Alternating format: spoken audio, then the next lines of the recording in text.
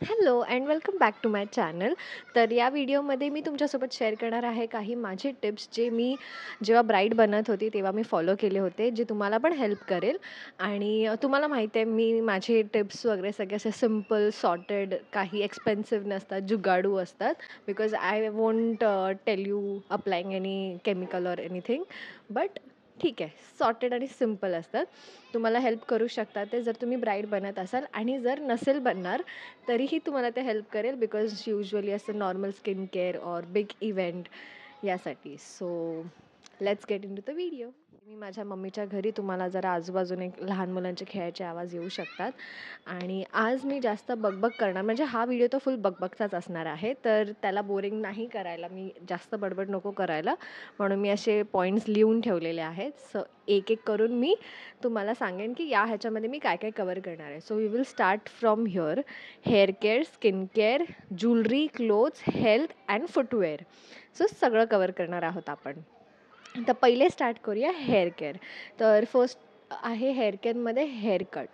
तर जर तुम्ही ब्राईड टू बी असाल तर प्लीज तुम्ही हेअरकटमध्ये फ्लिक्स वगैरे कट करू नका.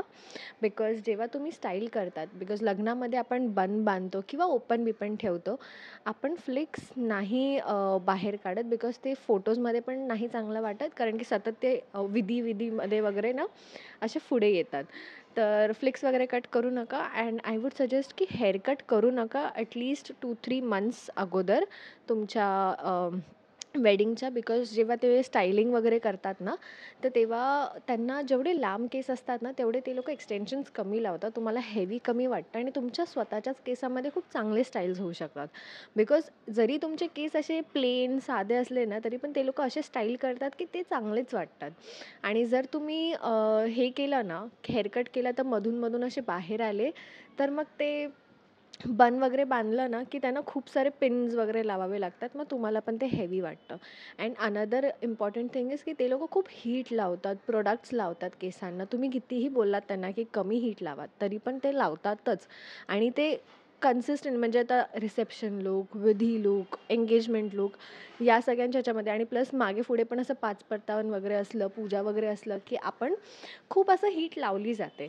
तर मग आय वुड सजेस्ट की लग्न झाल्यानंतर सगळे कार्यक्रम झाले, मी तर तुम्हाला म्हणेन की तुमचे जर डॅमेज केस असतील आणि यू नीड ट्रिम, तर तुम्ही लग्न करून घ्या. म्हणजे लग्नामध्ये त्या केसांसोबत बसा, बिकॉज ते केस दिसतच नाही आपले डॅमेज केस. आणि त्याला अजून डॅमेज होऊ द्या, आणि लग्न झाल्यानंतर मग तुम्ही हेअरकट करा, ट्रिम करा. म्हणजे सगळा जो काही हीटने झालेला खालचा डॅमेज असेल तो सगळा निघून. स्पा स्पा वगैरे पण ना लग्नाच्या आधी, खूप आधी केला तर इट इज ओके. पण लग्नाच्या आधी असं काही करू नका, ट्रीटमेंट ऑफर स्पा, ज्याने तुमचे केस सॉफ्ट होतील. बिकॉज सॉफ्ट केसामध्ये हेअरस्टाईल जास्त टिकत नाही. कर्ल्स केले तरी पण, बिकॉज लग्नामध्ये जर तुम्हाला बन पण बांधायचं असेल तर ते लोक इथे कर्ल करतात, मग इथे कर्ल करतात, बिकॉज त्याने ना केस छान राहतात. तर मग असं काही करू नका की केस सॉफ्ट होतील. स्ट्रेटनिंग, कॅरेटीन वगैरे तर अवॉइडच करा, हे लग्नाआधी करूच नका. जर तुम्हाला असं हे असेल तर, बिकॉज जर तुम्ही कॅरेटीन वगैरे केलं आणि त्या लोकांनी कर्ल केलं, तुमचे केस जास्त डॅमेज होणार. सो जर स्पा वगैरे जे काय करायचं असेल तर ते प्लीज लग्नानंतर करा. म्हणजे लग्नानंतर तुमची बोलतात ना बॅक टू द हेल्दी हेअरवाला हे येईल. जर तुम्ही आधीच ट्रिम केलं आणि नंतर पण हीट, तर मग ते खूप डॅमेज होतं. लास्ट पॉईंट ट्रिम होता, जे मी ऑलरेडी कवर केलेलं आहे.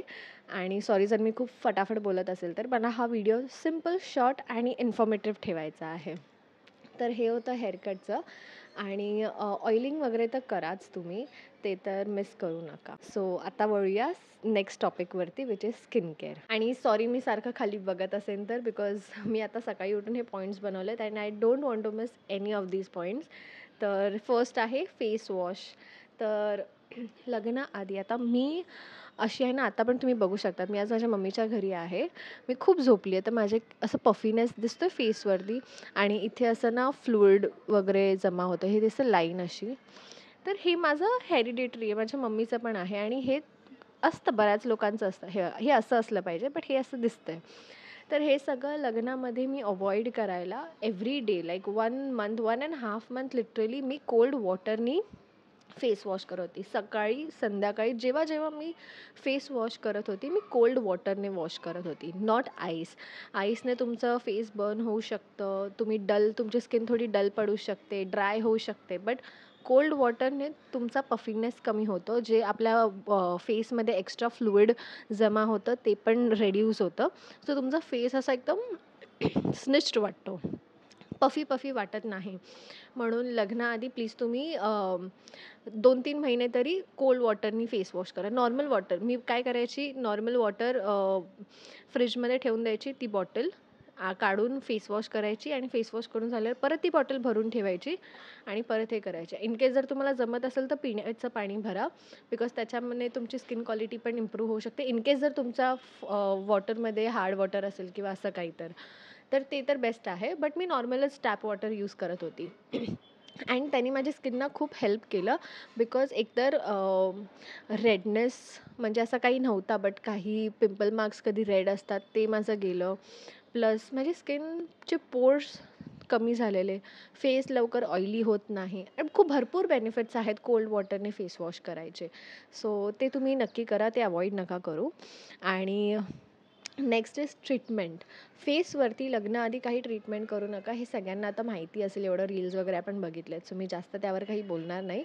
मी पर्सनली लग्नाआधी काहीच ट्रीटमेंट केली नव्हती, काहीच म्हणजे काहीच नाही. मी नॉर्मल माझी ती क्लिंडामायसिन अँड निकोटिनामाइड जी माझी क्रीम आहे, जी पिंपलसाठी होती, ती मी घेऊन सगळीकडे कॅरी करायची. थोडासा पिंपल वाटलं येतं मी ते लावून झोपून जायची, फक्त पिंपलवरती लावायची. आणि बाकी त्याच्या व्यतिरिक्त मी ते लेझर ट्रीटमेंट या फिर ते कोल्ड ट्रीटमेंट आजकाल भरपूर, मी क्लीनअपसुद्धा नाही केलेलं, बिकॉज मी ऑलरेडी म्हणजे असे प्रोडक्ट्स शेव करते. जर तुम्ही ब्राईड असाल, तुम्ही कधी फेस शेव केला नसेल तर प्लीज नका करू, बिकॉज माहिती नाही कसं काय आहे. 2-3 मंथ्स आधी ट्राय करा, बट 1 मंथ आधी काहीच रिस्क घेऊ नका. 1 or I will say to be safe 1.5 month और 2 मंथ आधी काहीच असं सेपरेट करू नका, ज्याने तुमची स्किन रिॲक्ट करेल. जर तुम्ही कंटिन्यू करत असाल तर यू कॅन डू शेव, ते पण 2 वीक्स आधी करा जर शेव करायचं असेल तर. आणि ट्रीटमेंट्स ॲज सच काहीही केमिकल वगैरे यूज करू नका, बिकॉज वन थिंग, तुम्ही किती पण काही स्किन चांगली दिसली तरी पण ते लग्नामध्ये मेकअपवरती हाईड होते. Everything is all about makeup. Sorry, मी काहीतरी भलतंच बोलली. सो तुमची स्किन नॅचरल स्किन दिसणारच नाही आहे, then why to waste money and why to take risk, because ते केमिकल आफ्टर ऑल तुमच्या स्किनमध्ये जाईल. आणि मेकअप आर्टिस्टच्या हातामध्ये जादू असते, तर ते लोक सगळं बरोबर हाईड करतात. सो तुम्हाला असं काही वेगळं उगाच केमिकल यूज करायची गरज नाही आहे. नॉर्मल एक्सफोलिएशन वगैरे तुम्ही करू शकतात. आणि आता जर तुम्ही डर्मॅट वगैरेकडे गेले तर ते लोक तुम्हाला सजेस्ट करणार, because there is no harm. But I am saying की एवढी नीड पण नाही आहे. जर तुमचे खूपच पिंपल्स वगैरे जरी असले ना, तर इट्स ओके, कारण की फोटोमध्ये काही दिसत नाही. आणि इन पर्सन जर तुम्हाला येऊन कोणी बोललं की अरे तुझं हे थोडं अजून मेकअप लावते का, थोडं हे डाग दिसतात, इग्नोर, सरळ इग्नोर. म्हणजे माहिती आहे वाईट वाटतं की अरे कोणतरी असं येऊन बोलते माझ्याच बिग डेला, बट इग्नोर. मी पण इग्नोर केलेलं, माझे तेव्हा होते. माझं हे बघा इथे दिसतंय, मी जवळून दाखवते, माझे इथे मार्क्स आहेत. आणि मी नेहमी हर व्हिडिओमध्ये बोलते या साईडला माझे नेहमी मार्क्स असतात, दिस इज क्लिअर. बट इथे असतं. आणि लग्नामध्ये पण हे दिसत होते, बिकॉज मी माझ्या मेकअप आर्टिस्टला स्ट्रिक्टली बोललेली की मला असं एकदम हेवी मेकअप नको आहे, भलेही माझे 1-2 डाग दिसले तरी चालेल. आणि नंतर फोटोजमध्ये लाईट्स असतात तिकडे हॉलमध्ये, कॅमेरामॅनचे वेगळे लाईट्स असतात, त्यांचे थोडेफार फिल्टर्स असतात, एडिट्स असतात, तर त्याच्यामध्ये नाही दिसत. सो इन पर्सन तुम्ही 1-2 डाग दिसले ना तर कोणी लक्ष देत नाही. बट जर ते ना तुम्ही असं एकदम बार्बी डॉलसारखे दिसलात ना, की हे पण सगळं फिल केलं आहे आणि कुठे काही नॉर्मल फेसच वाटत नाही, असं वाटतं की फुल मेकअपचे लेयर लावले 10-15, ते लक्षात राहतं आणि ते इन पर्सन चांगलं नाही दिसत. सो इन पर्सन चांगलं दिसायला बघा, फोटोज एडिट होतात. सो असं नका विचार करू की डाग दिसले तर मग ते फोटोमध्ये घाण दिसेल. इन पर्सन पण ते डाग ना 1-2 दिसले, थोडेफार दिसले ना, इट्स ओके. जास्त हेवी मेकअप केला ना तर ते फेस पण ना असे काय बोलतात ते, असं सुकते खूप सारं फाउंडेशन लावलं की, आणि ना असे खपल्या निघतात तसा तो मेकअप दिसतो. सो ते जरा पण चांगलं नाही वाटत. सो मिनिमल मेकअप करा. ते मी मेकअपच्या ह्याच्यामध्ये कवर करेन. But yes, avoid applying any harsh chemicals और असं काही लेझर वगैरे असं काहीच करू नका. आय वुड सजेस्ट नॉर्मल राहा आणि नॉर्मलच डेली स्किन केअर यूज करा. बिकॉज ब्राईड असली की तो ब्राईडचा ग्लो येतोच. तर या, नेक्स्ट इज मेकअप. जसं मी आधी भरपूर गोष्टी कवर केलं. मेकअप आर्टिस्टसोबत तुम्ही ट्रायल घ्या आणि त्या ट्रायलमध्ये तिला सांगा की ओके, नाही काय आवडलं आहे, तिला ते रब करायला सांगा, परत अप्लाय करायला सांगा. It is okay. जर ती एक्स्ट्रा पैसे मागत असेल ते खूप वेळा पण, तर थोडेफार द्या. बट तुमचा जो मेन ॲक्च्युअल इव्हेंट आहे त्याला गडबड नको. सो त्याच्यामध्ये ना तिला पहिले तर हे सांगा की मला कन्सिलर वगैरे जर तू लावतेस त्याच्यावरती ना ऑइल बेस्ड एवढं नको मेकअप यूज करू की असं थर लावल्यासारखं दिसेल. आपले नॅचरल फीचर्स दिसले पाहिजे. इथे जर खड्डा आहे तर इट्स ओके, तो खड्डा दिसला पाहिजे. इथे जर कोणती लाईन आहे तर ती ठीक आहे, ती दिसली तरी इट्स ओके. बघा, हे लाईन्स जे थोडे असे येतात ते दिसू देत, इट्स ओके. बट अति नको ते मेकअप वाटायला. नाहीतर मग ना आपल्या हजबंड्सना पण नाही आवडत ते. आणि आपल्याला स्वतःला पण मग ना असं होतं की अरे यार, हलवू नाही शकत फेस आणि खूप असं इरिटेटिंग वाटतं. तर लाईट मेकअप ठेवा. मी लाईट मेकअप ठेवलेले माझे. जर तुम्ही इंस्टाग्रामवरती फोटोज जाऊन बसाल, तुम्ही जर झूम करून बघितलं तर तुम्हाला 1-2 डार्क पण दिसतील. माझा फेस जसा आहे तसाच तुम्हाला तिथे दिसेल. कारण की मी माझ्या मेकअप आर्टिस्टला बोललेली की खूप लाईट मेकअप कर, बट एच डी मेकअप कर. सो असे ते देतात ना की एच डी नॉर्मल. तर मी एच डीच घेतलेला, पण मी कमी आणि लाईट मेकअप ठेवलेला, नॅचरल. सो तसं. आणि ओके, सो वळूया आता ज्वेलरी.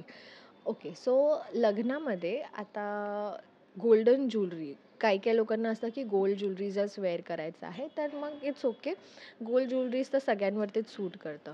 बट जर तुम्ही इमिटेशन ज्वेलरी घेणार असाल तर जास्त ना लुकला ज्वेलरीमध्ये हे करू नका. नाहीतर काय होतं ना, ब्राईडकडे बघताना ज्वेलरी जास्त दिसते.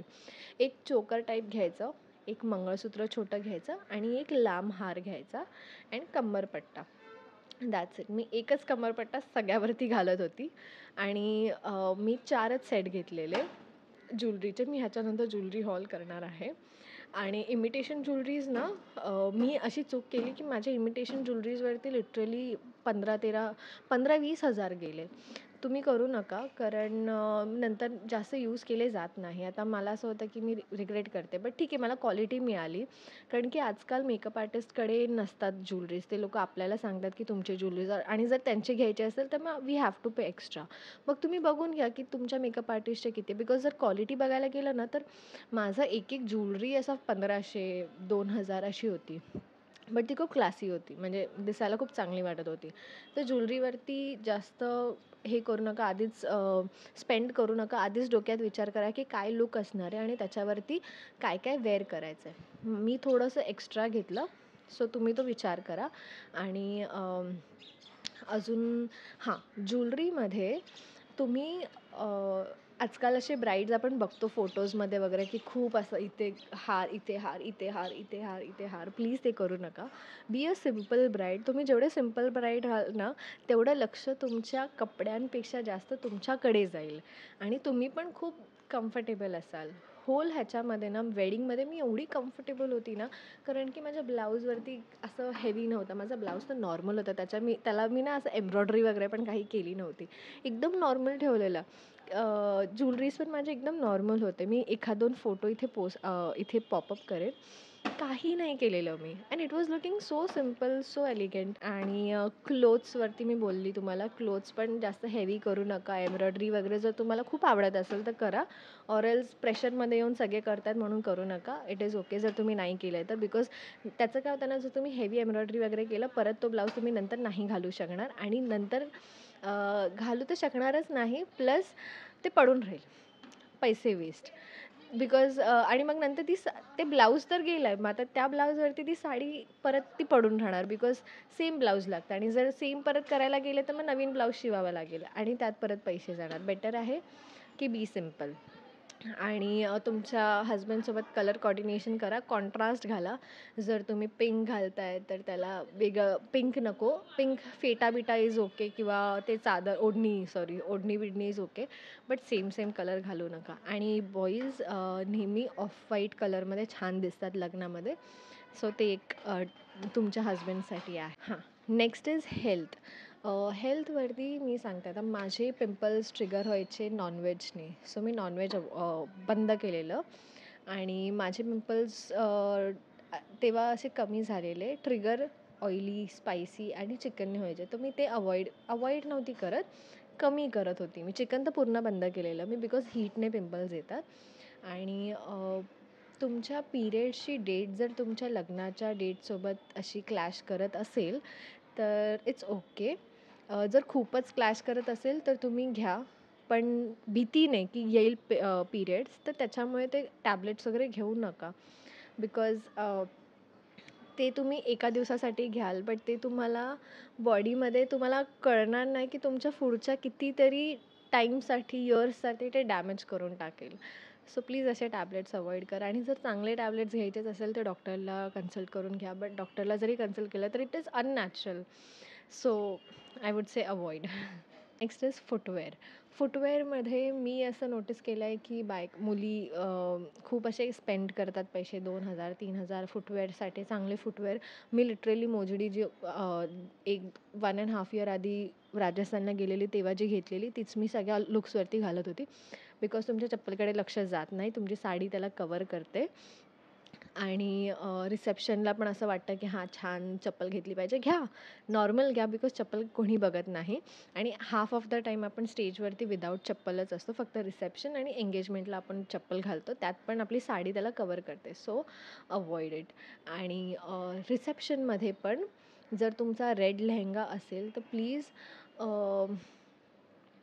गोल्डन असे बँगल्स घ्या की सगळ्यावरती सूट करेल. बिकॉज ते ना मग चांगलं नाही दिसत की कपडे वेगळे, कपडे फॅशनेबल आणि हातात वगैरे सगळं हे. तर एलिगंटच ठेवा सगळं लुक. मी काय केलेलं होल वेडिंगमध्ये मी सोन्याचे बँगल्स नाही घातलेले, मी हिरव्या बांगड्या घातलेल्या आणि फक्त मध्ये मी एक जाड कडा घातलेला, दॅट्स इट.